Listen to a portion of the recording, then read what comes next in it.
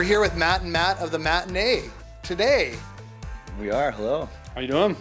Great. We're on the Creators, and we're at Light Organ Studios in Vancouver, and it's a great place to create. Yeah, it is. We've been really lucky with working with Jonathan and Light Organ. They built this incredible studio, and for the most part, we get to use it as much as we want. We recorded our record here, and now we're recording TV stuff here. And It's pretty amazing. I mean, we just did a session with you. It's fantastic here, and we're going to see, listen to it and all that. It's great. It's a great sounding room, which is also something that you can't always find in a studio.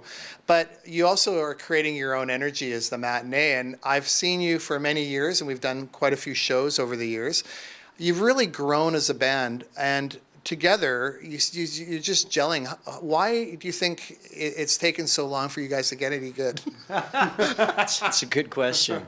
Well, I mean, thank you. That's some very nice words there. We've been at this for so long. We all grew up together, and we've been playing music together since junior high, basically. So it's been a long time coming, and we definitely have learned a lot about ourselves along the way, but I think it's a testament to the fact that we enjoy doing this still. So hopefully we do get better with it, still get better with it. So you guys never had the arrogant chip. It always felt like you were progressing in a nice, casual way, and you kept your level heads. Can you talk to that about working within the industry with other people a little bit?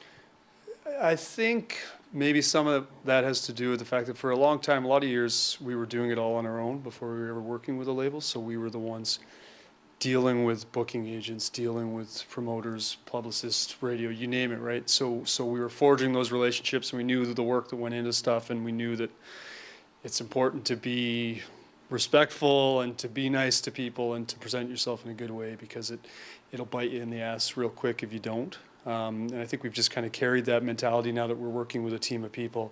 It's still really important for us to just be humble and to be, just nice and respectful of everyone we work with, because you get that back, I think, with the people you deal with, right? Would you like to tell me a little bit about how this record came about? Now, there's a backstory with your grandfather and the title of the record. This recording is quite personal.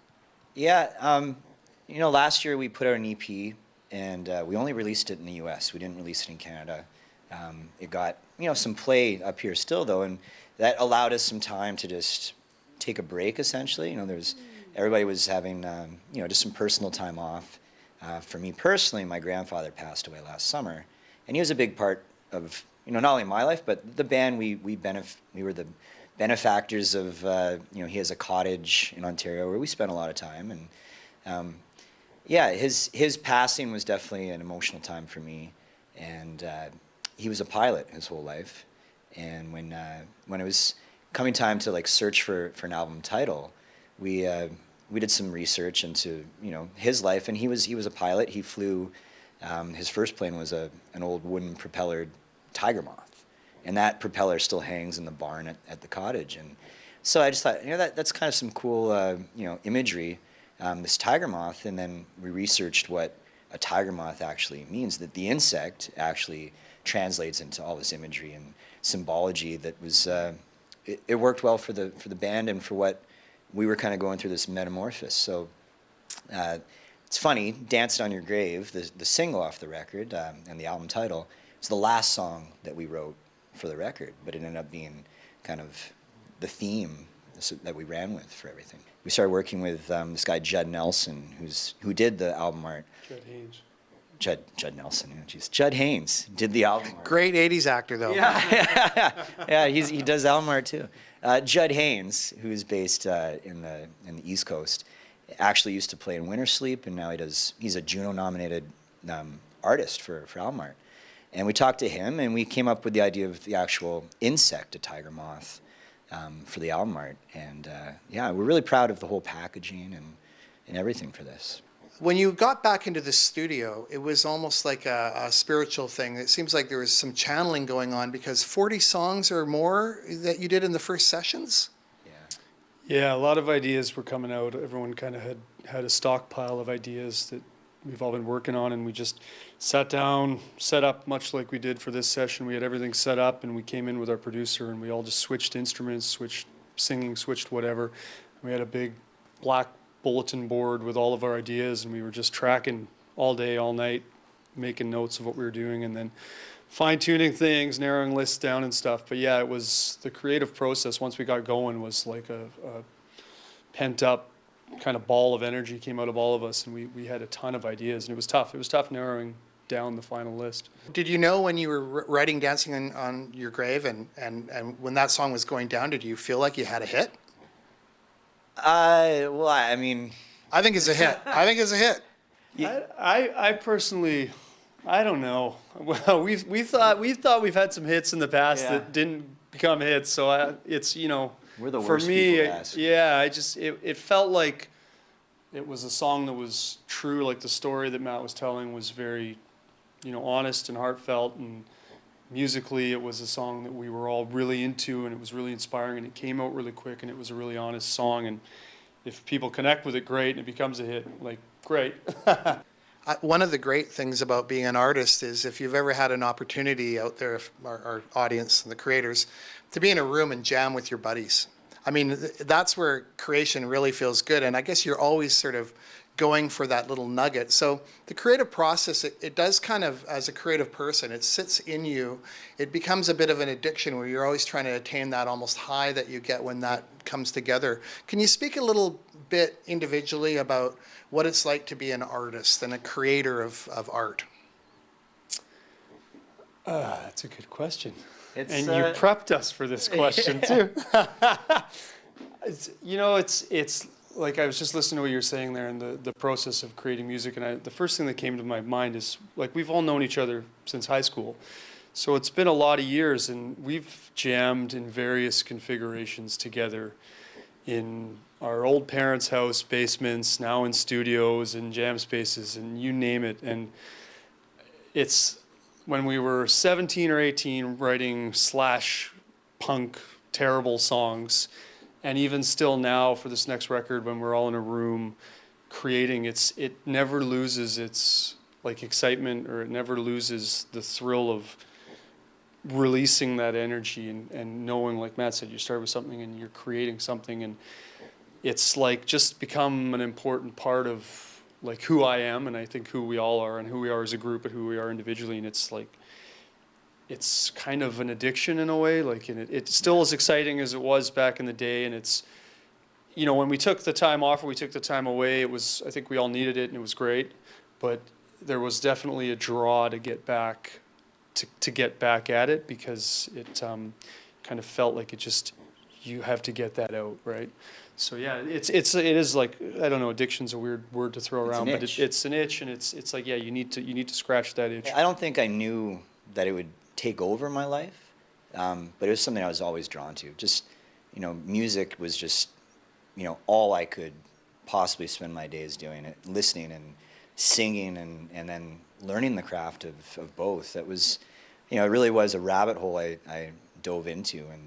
And I don't have a musical family, but I had a family that would play records all the time. So I still have my parents' record collection. And that's, good memories of Sunday nights just listening to their vinyl. And that really, formed my musical tastes, I guess. That's the fun part of being a creator, is you get in the studio and you make these things, but then the real fun for us is then we get to go play it live. And that's when, you're coming up with new parts, you're extending parts, and the song, keeps growing. And I think that's the big thing, is that the songs can always grow and change, and different versions come out, and that's why it's fun to be a creator, because you never stop creating.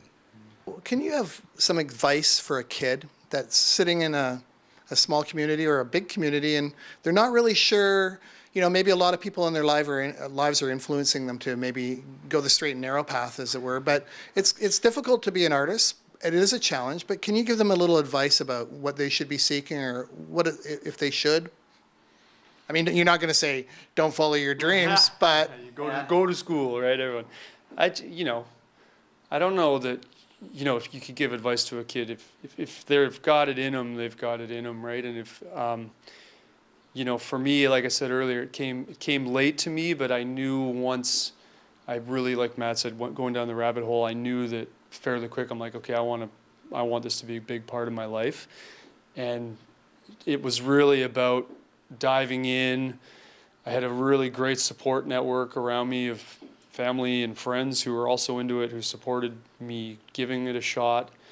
And having kids now, like I encourage them to do as much artistically as they can, because there's not as much value on it in our society these days in general, right? So, and I think it's a huge part of what kids should be experiencing growing up. So I would encourage any kid to pick up a guitar, pick up an instrument, sing, dance, whatever you need to do, you know, be that person, right? For us, when we started this band, we had all been doing other projects, and this project really came out of just having fun. And when we realized, well, okay, we've got a product, let's take it on the road, we just booked ourselves tours across Canada because it was fun. And I think, if anything, that's the advice that we could give is, like, if it's fun, then keep doing it, and don't put pressure on yourself, because the minute it becomes too much work, you're going to lose your drive to keep doing it, because it's not easy at all. It really is. You know, it can be really soul crushing at times being in this industry, but as long as you still find the ways to have fun and remember why you started it in the first place, then, you know, you can ride that as long as you want. What does the year 2017 hold? You got a new record. You're going to be doing a lot in the spring, I know. So can you give me a little glimpse on what's happening? Well, the record comes out in February, like you mentioned, and so we'll be on the road a lot. And the last couple of years, we haven't been on the road as much, just like taking some time away. Spent a lot of time in studio, so it's going to be good. We'll talk about like scratching the itch and stuff. Like, I think all of us are itching to get back out on the road, to play, to get in the van, to get back out and play these songs, like Matt was saying. When you see a matinee show, you really feel like you're at something different than just a show. You really feel like you're at a nice event. You guys really have a great, warm way of approaching your audience in your show. So as a fan, first and foremost of you guys, thank you very much. And I hope you kind of don't change, but I'm looking forward to the I'm looking forward to the new songs. Oh, well, thank you. Yeah, that's honestly probably the nicest thing we've ever heard, you know, is that at our shows, people feel like they're part of the show. Mm-hmm. And that's, yeah, like, we want people to feel like it's a family event, and it's not a family event. I should say everybody feels like a big family at the show, and that makes it fun for us. I'll bring my blanket and put it right down in front of the stage. Thanks, guys. A little sticky. Thank you. Cheers, thank you.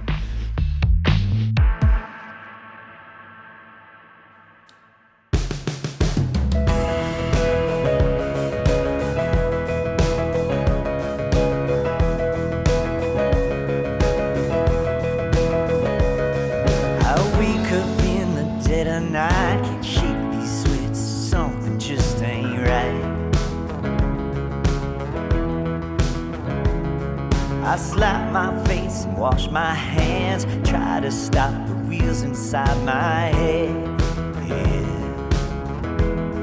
'Cause your shadow still walks in the daylight, darling. There's a full moon tonight, it's been a long time coming.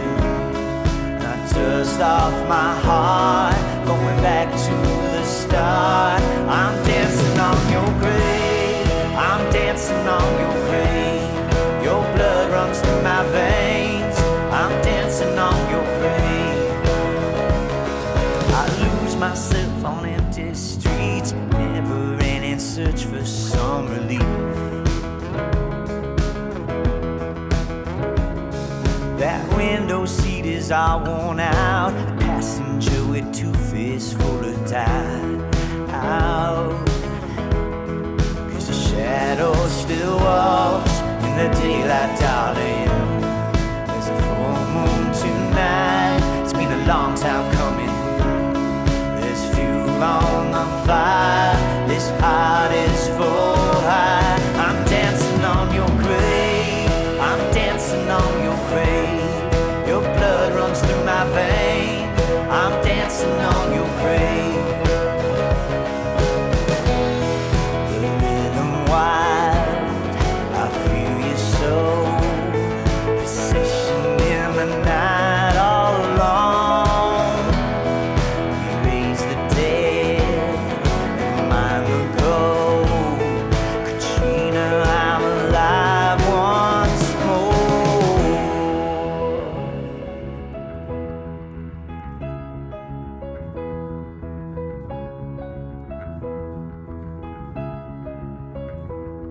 I'm dancing on your grave. I'm dancing on your grave. Your blood runs through my veins. I'm dancing on your grave. I'm dancing on your grave. Your blood runs through my veins. I'm shouting out your name.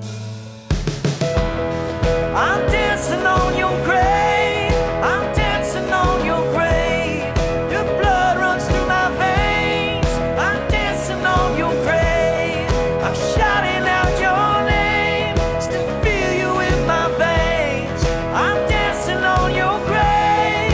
I'm dancing on your grave.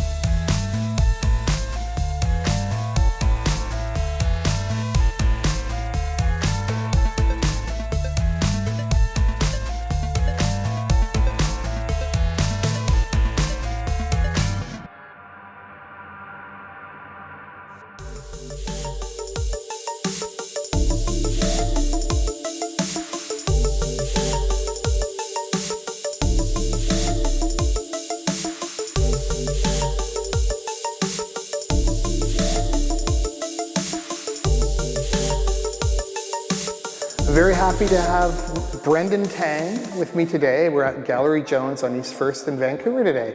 Thank you for coming on The Creators. It's my pleasure to be here. Yeah, it's great. Well, okay, I gotta say, I saw you first in a flyer. I saw the picture of the stuff, but it piqued my interest because I don't think I've ever seen anything like this. This is fantastic. That's fantastic. That's great to hear. Yeah, it's such a mishmash of different, I think you would say, the materials, ideals, energy, and then you yourself were saying that it's also a bit of a calling card for the way you address the world, having come from a mashup fan, being a music fan of mashups. Oh, absolutely, absolutely. So your works are basically a potpourri of modern pop culture, in fact. Yeah, I guess you could probably look at that way for sure. There's lots of ideas that are sort of jammed in together, like traditional notes in the ceramic work, and then all this sort of new techno, sci-fi styled work. And I think for me, it comes out of that study into the decorative arts, where they were also citing that mishmash sort of remix of cultures, and I find that really interesting. And I think in a lot of ways it's reflecting my own background, where I'm kind of looking at my own history, kind of as an immigrant to Canada, and reconciling how my parents are and how they want to raise us in the family, and then of course, you know, going to school and being raised in Canada and all of that stuff. Sexuality as well. Everything. Yeah, everything there. It's really interesting that there, in this day and age, everything seems to move and shake and change and warp, and I definitely wanted to represent that in the work. Like I have all these porcelain-like vases and plates that are bending and moving, not in the way that ceramics should be doing. Why is each piece seem to me like it has its life? Well, I think there's a lot of that kind of gadget-like fetishizing that we're doing a little bit. We all live in that world where we want the latest smartphone or the latest computer, and definitely this work kind of plays into that sort of consumption of technology. But then that sort of liveliness, I definitely, when I'm designing these forms, believe it or not, I just remove all that technological stuff and I start thinking about things in nature. I think about like how barnacles grow on the side of a boat, or a body part. There's one of the pieces here, almost looks like a vase is wearing like a Victorian collar and sort of lifting that neck up and constraining it. So there is a lot of body references, there's a lot of natural references throughout the work. And I feel like, for me, that imbues that sort of sense of liveliness, or that this could be a living thing. I have a general idea of what the silhouette of the object will be. And then I start sketching it, and the silhouette starts to become clearer, like the lights are starting to turn up a little bit on it. And I'll work on that and work on that, and then maybe I'll get inspired by maybe an action scene that I see in a movie, or how like another person's sculpture is working in that sort of dynamic movement in it that I want to emulate. And so that will end up in my sketches, and I'll keep on working and working. And eventually I'll sort of draw the object in full. And then once it comes out of the kiln, it is one sort of light, sort of beige, monolithic piece that you're just like, oh, I've got to bring this back to life. And so that's when I start assigning colors to it.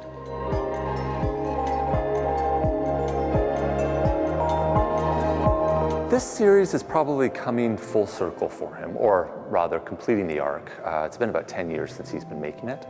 And initially I think the impetus for the work was to break out against the traditions of ceramics with a lot of this manga imagery, you know, the Japanese sort of robotic cartoony imagery, smashing into them, pushing through them.